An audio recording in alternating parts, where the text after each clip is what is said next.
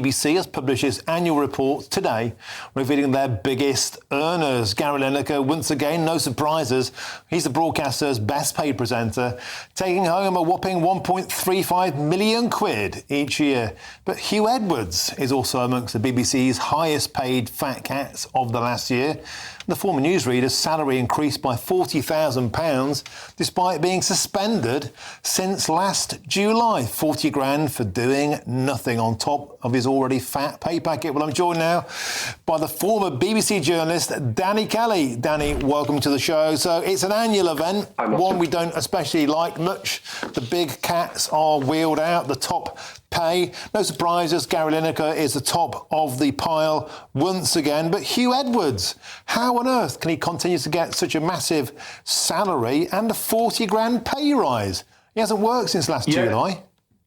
You're right. He was on sick leave for 9 months during the scandal with his mental health, and he was given like a 10% pay rise. But that's not unusual, Martin, because Radio 2 presenters have been given 25, 30 grand pay rises, whilst 500 members of staff have been told that they're going to lose their jobs because they've got to save £200 million. So roughly 40k a staff role, they've got to lose 500, yet Radio 2 presenters have been given 25, 30 grand pay rises. There's a lad who's just been given the early breakfast show on Radio 2. He used to read the weather at Manchester Television, BBC Manchester. He's on £200,000, Martin. Now, are you telling me that lad wouldn't do it for like 65, 70, 80,000 pounds? And that's the problem with the BBC.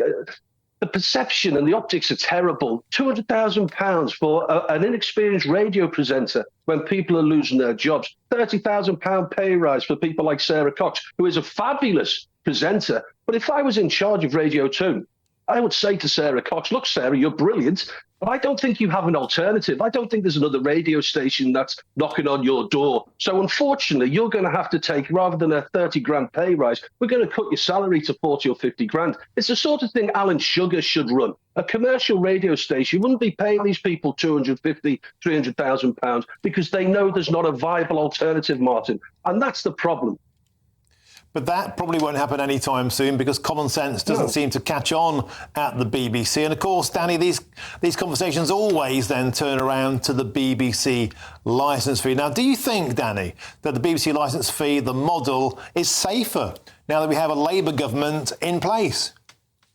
I don't, Martin, and I've qualified that. A recent study told us that 69% of 16-year-olds consume BBC products. So 31% of 16-year-olds do. Now, people will be saying, well, what's that?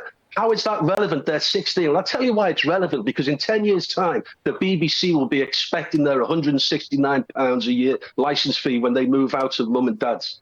Over 55, if you're over 55 years of age, 96% of people are loyal to the BBC. That's why if you turn on the BBC radio or television, everything's aimed at young people. The Labour government, I think, Martin, the Labour government have had a bit of a reality check with this election, and a lot of hard left Labour supporters are saying, well, we can't see the difference between the Conservatives and Labour. And Labour aren't soft. They want another general election success in 4 or 5 years' time. So I don't think the BBC is safe. I think the funding model is very insecure. Gary Lineker's got 12 months left of his contract. I think hell will freeze over before the BBC give him another contract because he's harming the licence fee, just him being there with his political activism online. I love Lineker, the footballer. I'm an Everton fan, but I don't like Gary Lineker, the political activist. And Labour aren't blind to this, Martin. Labour aren't soft. They know about this.